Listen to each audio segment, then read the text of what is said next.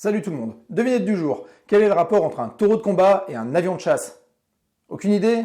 Eh bien c'est ce que je vous raconte tout de suite. C'est parti!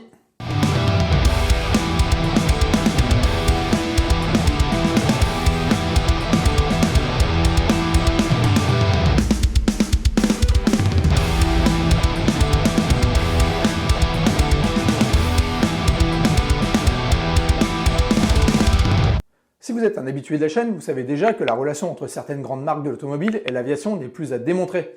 Et pourtant, il y a encore une marque de prestige dont je ne vous ai encore jamais parlé. C'est Lamborghini. Et oui, en fait, même si on remonte jusqu'aux origines de la marque, eh bien on ne trouve aucun rapport avec quoi que ce soit d'aéronautique. Pas d'ancien pilote de chasse devenu pilote de course, pas de moteur d'avion, rien. Alors de quoi on va bien pouvoir parler aujourd'hui? Eh bien des designers. Car les designers de chez Lamborghini ne se sont jamais cachés d'avoir souvent été inspirés par l'aviation de chasse. Pour beaucoup de monde, c'est généralement symbole de modernité, de performance et de haute technologie. Et ce n'est pas pour rien si on dit souvent d'une sportive que c'est un véritable avion de chasse. Alors au lieu de le suggérer gentiment dans la ligne de leurs engins, les ingénieurs de chez Lamborghini, eux, ont carrément décidé de se jeter dedans à pieds joints à grand renfort de revendications. En 2007, ils vont donc commencer par sortir la Raventon, qu'ils revendiquent être inspirée par le chasseur américain F-22 Raptor. Bon, en fait, ce n'est jamais qu'une Murcielago LP640 restylée, car à part 10 chevaux de plus et des freins carbone céramique, eh ben ça reste une Murcielago, à qui on a mis une nouvelle robe, un peu plus moderne, par-dessus son V12. Un coup de peinture grise, comme le chasseur, quelques lignes plus tendues, des boucliers avant et arrière redessinés et plus agressifs, et des écopes d'air élargies, et hop, le coup de génie! On annonce qu'il n'y en aura que 20 exemplaires, et on multiplie son prix par 5. D'une Murcielago à 200 000 €, on passe à une Raventon à 1 million. Et le pire, c'est que ça a marché, puisqu'elles ont été vendues avant même d'avoir été produites. Alors pourquoi s'arrêter en si bon chemin?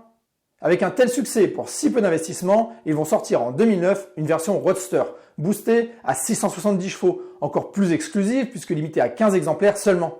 Et là encore, les clients vont se les arracher, mais pas forcément pour les raisons que vous pensez.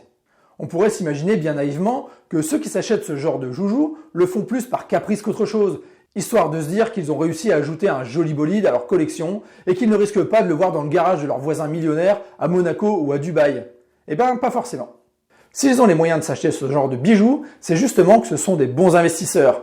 Et si je vous dis que depuis leur achat, ces voitures ont plus que doublé leur valeur et qu'elles se vendent aujourd'hui à plus de 2,5 millions d'euros, eh ben le tableau est tout de suite moins glorieux. Mais allez, on n'est pas là pour parler finances, alors on passe à la suivante. En 2016, au Salon de Genève, Lamborghini a présenté une série spéciale Huracan Avio pour rendre hommage à l'aviation de chasse italienne. Et cette fois-ci, on garde son calme, pas la peine de se précipiter puisqu'il y en aura 250. Malgré tout, la livrée reste sobre avec des couleurs douces et satinées. Vous aurez donc le choix entre vert turbine, bleu griffon, gris cerf-volant, gris volcan ou gris faucon, avec des éléments de carrosserie, comme les bas de caisse ou les rétros, personnalisables et assortis aux bandes qui parcourent la voiture. Seule petite originalité qu'on retrouve sur les portes, mais aussi brodée sur les sièges, un marquage façon aviation, avec une cocarde italienne bien sûr, encadrée d'un L pour Lamborghini et d'un 63, année de création de la marque. L'intérieur a quant à lui été rendu un petit peu plus cossu, avec des garnitures cuir et alcantara gravées au laser et surpiquées de blanc, et une planche de bord légèrement revisitée avec des nouvelles jauges numériques et quelques commandes façon aviation de chasse. Bon d'accord, ça reste très léger comme modification et on a vu plus tape à l'œil, mais tout le monde n'a pas les moyens de se payer un V10 qui consomme 20 litres. Alors pour vous consoler, vous aurez peut-être envie d'aller visiter le musée Lamborghini à Bologne, et à cette occasion, vous n'aurez même pas besoin de descendre de l'avion pour voir votre première supercar. En effet, depuis 2014, Lamborghini a signé un partenariat avec l'aéroport Marconi de Bologne en installant une zone d'exposition dans le hall du terminal et en leur fournissant chaque année une voiture de sécurité, la Follow Me, et c'est sûrement elle qui vous guidera depuis la piste d'atterrissage jusqu'à bon port. Chaque millésime a eu droit à sa propre livrée allant de la plus discrète à la carrément tape à l'œil, en passant par la plus italienne de toutes, une flèche tricolore. En octobre 2022, ce partenariat a été renouvelé jusqu'en 2025 avec 3 nouveaux projets. Le premier est bien sûr l'arrivée d'une nouvelle voiture avec une livrée verte et noire qui reprendra le flambeau. Le deuxième, c'est une évolution de la zone d'exposition. Celle qui ne servait jusqu'à présent que d'entrée en matière pour vous donner envie d'aller visiter les installations du constructeur deviendra maintenant une boutique où vous pourrez acheter des produits griffés Lamborghini bien sûr, mais aussi réserver sans attendre vos billets pour la visite du musée et de l'usine. Enfin, le troisième est la mise à disposition des dernières Lamborghini Urus comme navette de luxe pour les clients VIP.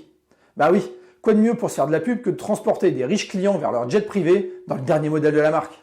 Mais bon, tout ça, ça reste bien terre à terre. Alors on va prendre un petit peu de hauteur avec un véritable proto de dingue, un modèle unique tout droit sorti de l'esprit du designer Walter da Silva, qui a imaginé en 2013, pour les 50 ans de la marque, le seul véritable avion de chasse du constructeur, la Lamborghini Egoista.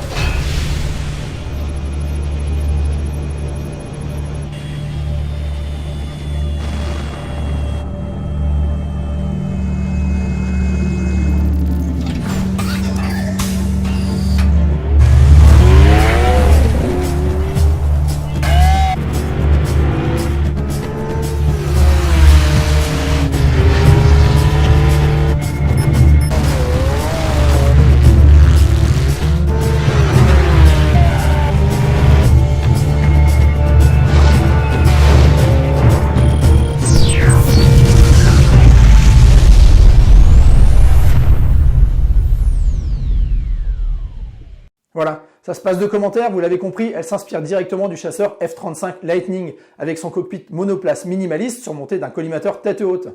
Mais celle-là, vous n'aurez aucune chance de la croiser sur nos routes, puisque le seul endroit où vous pourrez l'apercevoir, c'est au musée Lamborghini de Sant'Agata Bolognese. Allez, pour finir, et si au lieu de nous faire des avions de chasse pour la route, Lamborghini se mettait à fabriquer de véritables engins volants? Eh bien, c'est ce qu'a imaginé le designer Thomas Arregui avec le Falco, un hélicoptère birotor qu'il imagine dans plusieurs versions. Bien sûr, il ne s'agit là que d'une étude de style, car on imagine mal Lamborghini se lancer dans un univers où ils n'ont aucune compétence. Il ne verra donc jamais le jour, mais il faut bien avouer qu'il a bien de la gueule quand même, et que j'aimerais bien le voir prendre l'air. Voilà, c'est tout pour aujourd'hui. Encore un constructeur ajouté à ma liste, j'espère que cette vidéo vous aura plu. Si vous en voulez un peu plus, c'est sur Aéroto que ça se passe pour parler encore et toujours auto et aéro. Tchuss!